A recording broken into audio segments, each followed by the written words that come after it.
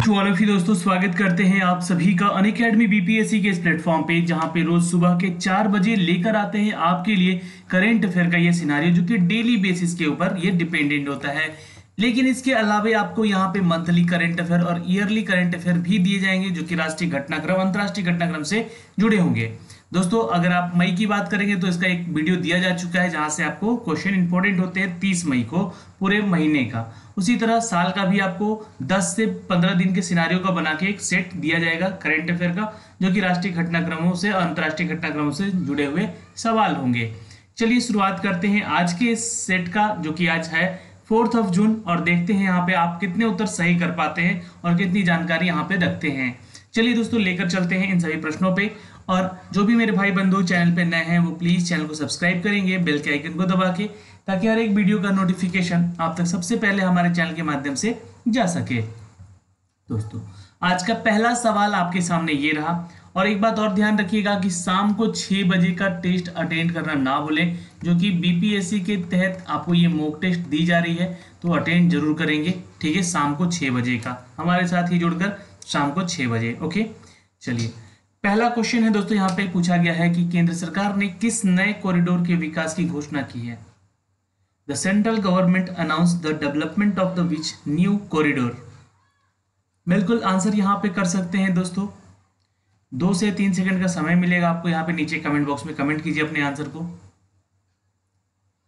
बिल्कुल, अगर आप उत्तर कर रहे हैं दोस्तों यहाँ पे इट्स ए, यानी कि new greenfield corridor is the right answer. Note कर सकते हैं, हमारे सड़क परिवहन मंत्री हैं नितिन गडकरी जी, इन्होंने आकाशवाणी के माध्यम से ये घोषणा किया है कि ये एक नया कॉरिडोर बनने जा रहा है। इसके बारे में जानकारी आपको मैंने यहाँ पे पूरा लिख दिया है। जी हाँ, इसमें आपको बताया गया है कि एक एक्सप्रेसवे है, जो कि दिल्ली अमृतसर एक्सप्रेसवे के तहत नया ग्रीनफील्ड कॉरिडोर बनने की घोषणा की गई है। अब इस कॉरिडोर में क्या होगा, तो नकोदर से अभी अमृतसर को जोड़ने की सबसे पहले कवायद की जाएगी। ये पहला पॉइंट है। इसका एक्सप्रेसवे जो है सुल्तानपुर लोधी, गोइंदवाल साहिब और खडूर साहिब को जोड़ेगा, और इसके साथ साथ अमृतसर से गुरदासपुर तक सड़क की पूरी तरह से सिंगल फ्री किया जाएगा। इसको तो मतलब कोई भी आपको टोल प्लाजा वगैरह नहीं रहेगा, बिल्कुल फ्री रहेगा। और इनमें नकोदर से अमृतसर या फिर करतार से रास्ते गुरदासपुर जाने के विकल्प को भी उपलब्ध करा जा सकेंगे।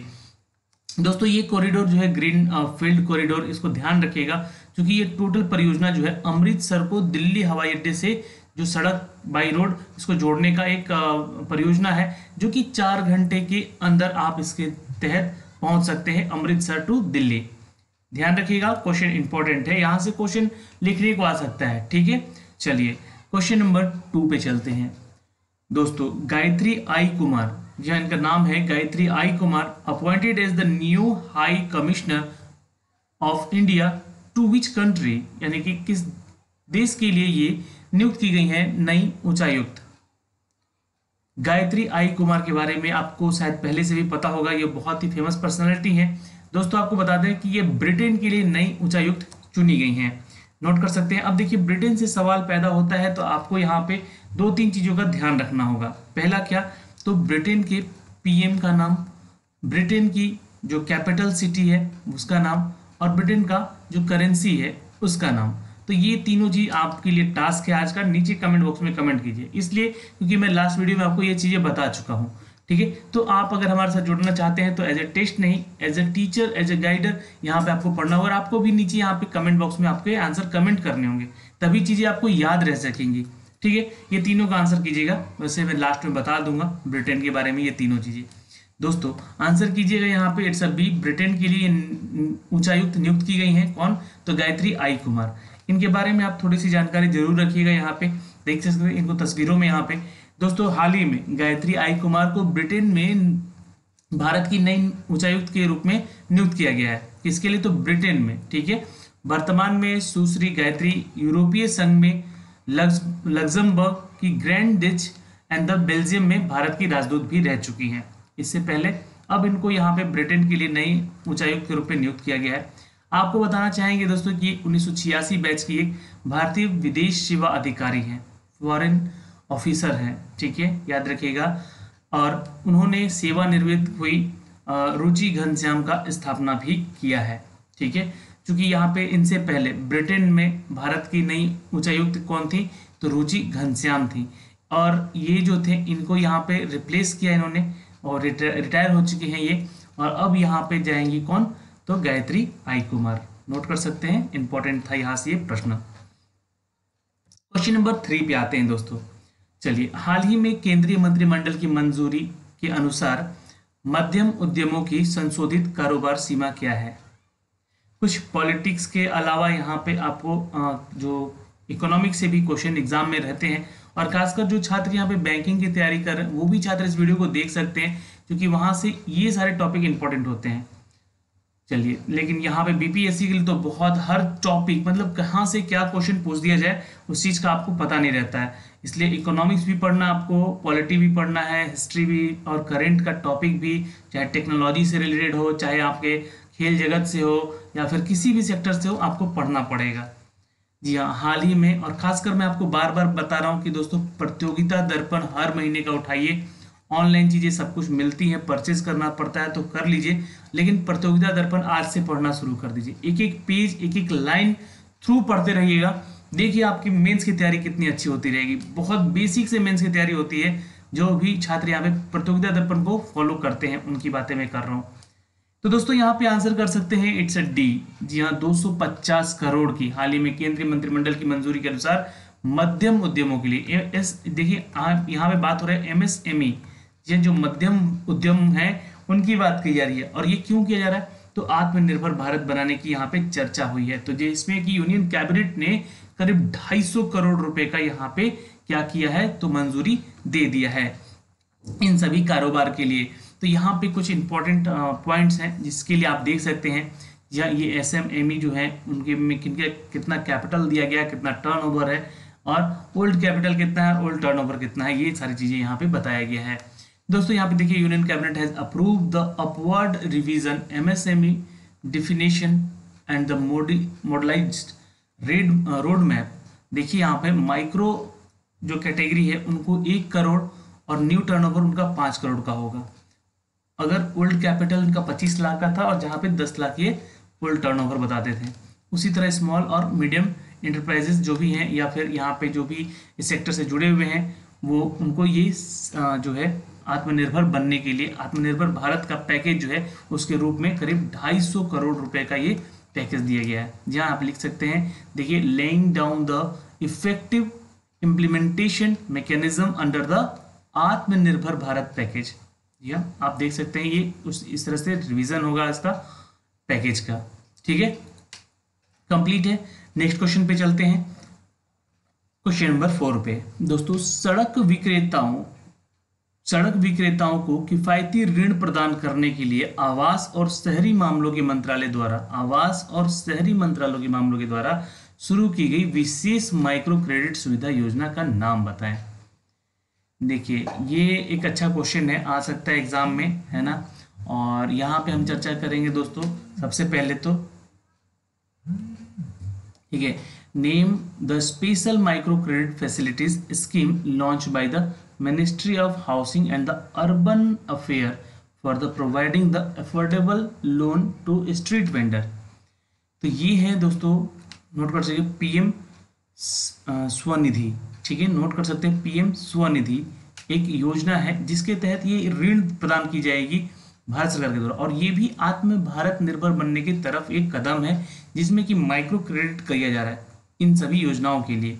अब मैंने आपको दिखलाया अभी 250 करोड़ रुपए का जो अपडेट है, वो तो सारे एमएसएमई के लिए है, लेकिन अर्बन अफेयर्स के लिए भी यहाँ पे जो अपडेट है वो पीएम स्वनिधि के तहत दिए जा सकते हैं। दोस्तों, आंसर यहाँ पे डी कर लीजिएगा। और वित्त मंत्री है हमारी निर्मला सीतारमण जी, इनके द्वारा ये 14 मई 2020 को एक स्ट्रीट वेंडर को विशेष माइक्रो क्रेडिट सुविधा प्रदान करने की घोषणा के तर्ज पे किया गया है। तो इनकी ही घोषणा है, और यहाँ पे हमारे फाइनेंस मिनिस्टर हैं निर्मला सीतारमण, ये ध्यान रखिएगा। आवास और शहरी मामलों के मंत्रालय में यहाँ पे एक एमओयू पे हस्ताक्षर भी हुआ है, जो कि पीएम स्वनिधि और पीएम स्ट्रीट वेंडर की यहाँ पे योजना शुरू की गई है फॉर द आत्मनिर्भर निधि योजना के तहत। ठीक है, ये ध्यान रखिएगा, कौन सी योजना है ये, तो आत्मनिर्भर निधि योजना।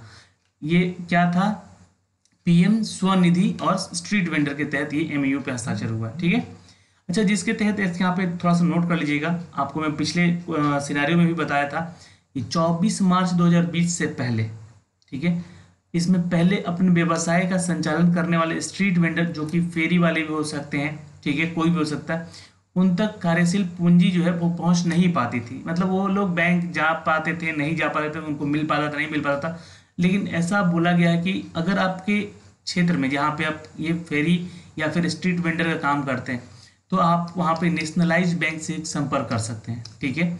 उन बैंकों में जाके आप वहाँ से हर साल के लिए यह 10,000 का लोन ले सकते हैं। 1 वर्ष का कार्यकाल में मासिक किस्त भी चुकाने होंगे, जिसके लिए आप ये लोन लेते हैं। तो 10,000 रुपये एक फेरी वाले के लिए तो काफ़ी है ना, अपना एक नया कारोबार शुरू करने के लिए।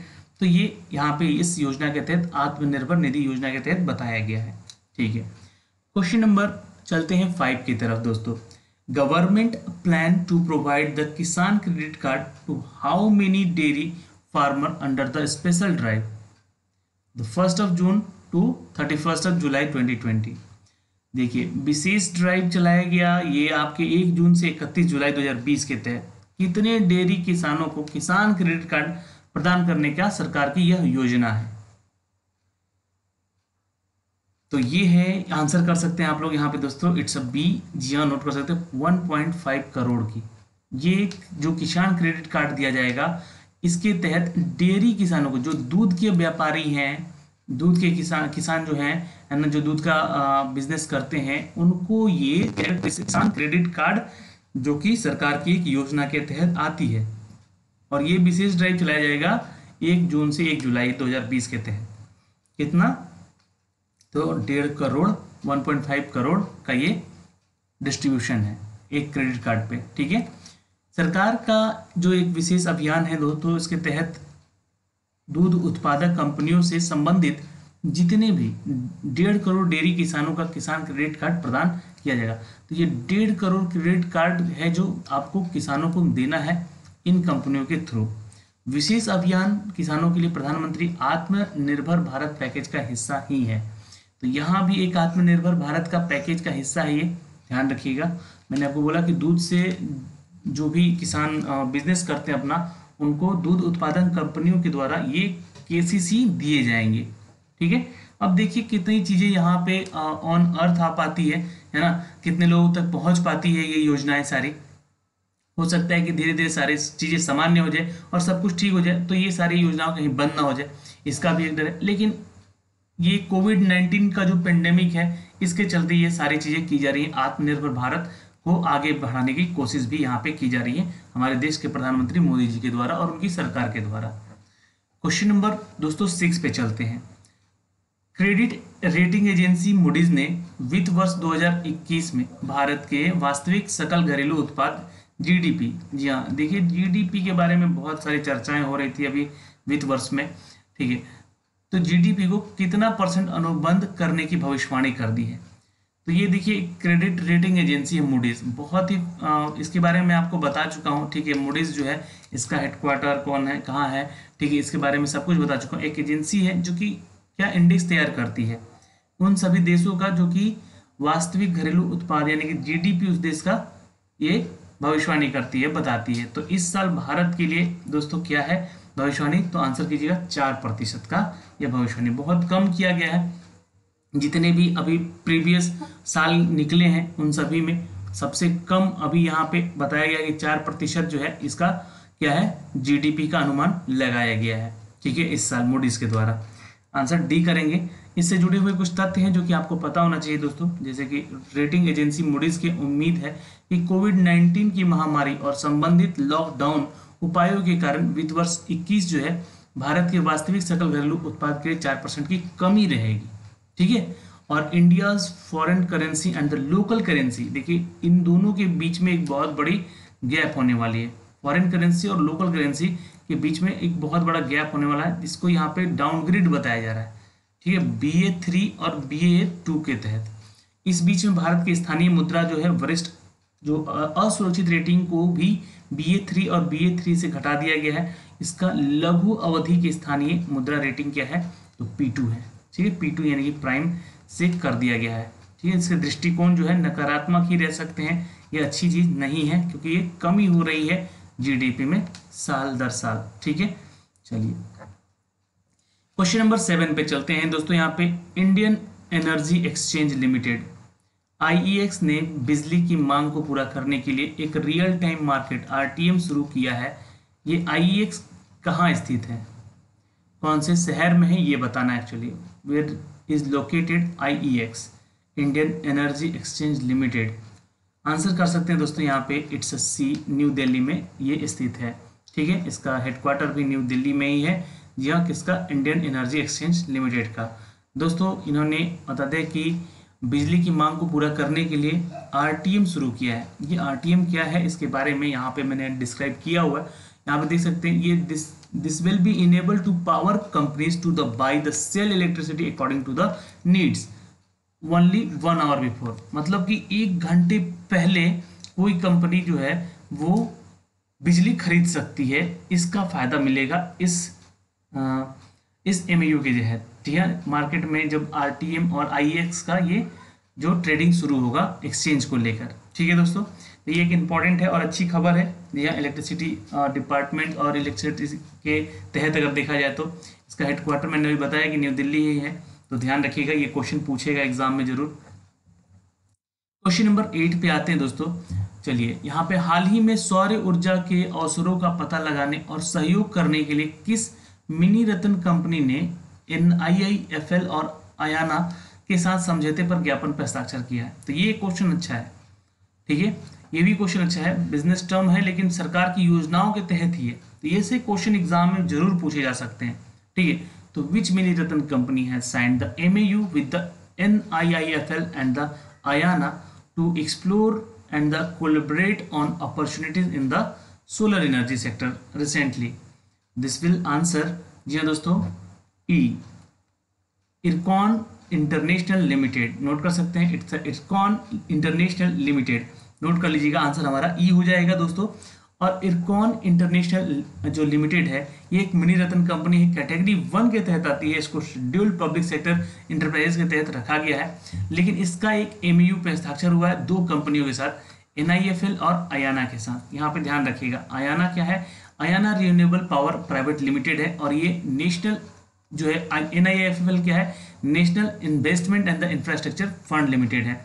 तो दोनों ही लिमिटेड कंपनीज हैं, जिसके साथ एक मिनी रत्न, भारत की मिनी रत्न कंपनी है इरकॉन इंटरनेशनल लिमिटेड के साथ ये समझौता हुआ है, MAU हुआ है यहाँ पे।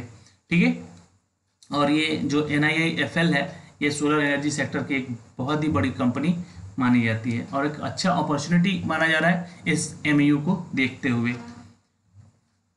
क्वेश्चन नंबर 9 पे आते हैं दोस्तों। RBI has extend the tincture of the Subramaniam Sundar as a MD and CEO of Lakshmi Vilas Bank recently. Where is the headquarter of LVB located? देखिए, आरबीआई ने सुब्रमण्यम सुंदर का कार्यकाल हाल ही में लक्ष्मी विलास बैंक LVB है ना, इसका लोकेशन बताना है, हेडक्वार्टर बताना है, तो इसके MD और CEO के रूप में बढ़ा दिया है। यानी कि अभी जो है सुब्रमण्यम सुंदर का कार्यकाल as a MD and CEO for the Lakshmi Vilas bank को बढ़ाया गया। तो बताइए यहाँ पे क्या होगा इसका आंसर। तो यहाँ पे देखिए 2-3 चीजें नोट कर लीजिए, MD CEO है ये, ठीक है, इनका कार्यकाल बढ़ा दिया गया है, कितने के लिए, तो यहाँ पे जी हाँ कुछ समय के लिए इनको कार्यकाल है जो कि यहाँ बढ़ाया गया है। इसका मुख्यालय होता है चेन्नई। ठीक है, नोट कर लीजिएगा, तमिलनाडु है, उसकी राजधानी होती है चेन्नई। ठीक है, नोट कर सकते हैं दोस्तों यहाँ से। और यहाँ से जुड़े हुए तथ्य हैं कुछ आपको जो कि यहाँ पे बताना चाहूँगा। आरबीआई के अगर बारे में पूछे यहाँ पे, तो रिजर्व बैंक ऑफ इंडिया जो कि आपके, जी हाँ दोस्तों, इसका हेडक्वार्टर मुंबई होता है, और LVB तो ये होता है दोस्तों चेन्नई। ये इसका कार्यकाल विस्तार करने का मंजूरी दे दिया गया है। यहाँ के MD और CEO सुब्रमण्यम सुंदर हैं, जो कि 31 मई 2020 तक ही थे, लेकिन इसको बढ़ा के 30 नवंबर 2020 तक कर दिया गया, यानी कि 6 महीने का ये बढ़ाया गया है कार्यकाल इनका। ठीक है, चलिए नेक्स्ट क्वेश्चन पे चलते हैं। क्वेश्चन नंबर 10 जो कि आज का यहाँ पे आखिरी प्रश्न है। ये एक प्रजाति है दोस्तों, देख सकते हैं इसको तस्वीरों में, ये एक समुद्री प्रजाति है जो कि 28 मई को वार्षिक रूप से इसको मनाया गया है। इसको क्या, तो ऑब्जर्व किया गया इसके डेज को। इसका नाम है दोस्तों डुगोंग डे। ठीक है, ठीक है, क्या है, which among the following day was observe on the 28th of May annually. तो 28th ऑफ मई, जी हाँ, वर्ल्ड डुगोन डे के रूप में इसको सेलिब्रेट किया गया है। आंसर हमारा सी हो जाएगा दोस्तों, नोट कर सकते हैं यहाँ पे। और ये तस्वीरों में इस प्रजाति को आप देख सकते हैं और इसके बारे में कुछ तथ्य हैं, यहाँ पे देख सकते हैं। एक लुप्त होती हुई प्रजाति है, समुद्री प्रजाति है, जिसको कि 28 मई को सेलिब्रेट किया गया विश्व डुगोंग दिवस के रूप में, और ये हर साल अब मनाया जाएगा। आमतौर पे समुद्री गाय और उसके वैज्ञानिक नाम डुगोंग के रूप में जाना जाता है, जो कि दुनिया का एकमात्र शाकाहारी समुद्री स्तनपायी है ये, ठीक है, एक शाकाहारी समुद्री स्तनपायी है जो कि विलुप्त होने के खतरे में है, और भारतीय जल में इसके अस्तित्व के लिए ये ढल रहा है, जबकि संरक्षित नहीं होता है और ये तब तक विलुप्त हो सकता है। तो ये वो प्रजाति है दोस्तों, इसको आप देख सकते हैं। ओके, एक तरह से गाय कहा गया है, समुद्री गाय भी कह दिया गया है इसको। ओके, तो दोस्तों आज के इस पूरे सिनारियो में आप हमारे साथ यहाँ बने रहें, इसके लिए बहुत बहुत धन्यवाद। मिलते हैं आपसे अगले वीडियो में, तब तक के लिए बाय बाय, टेक केयर, ध्यान रखिएगा अपना और अपने परिवार का। वीडियो को लाइक और शेयर जरूर कर दीजिएगा। अगर आप चैनल पर नए हैं तो चैनल को सब्सक्राइब भी जरूर कर लीजिएगा। धन्यवाद।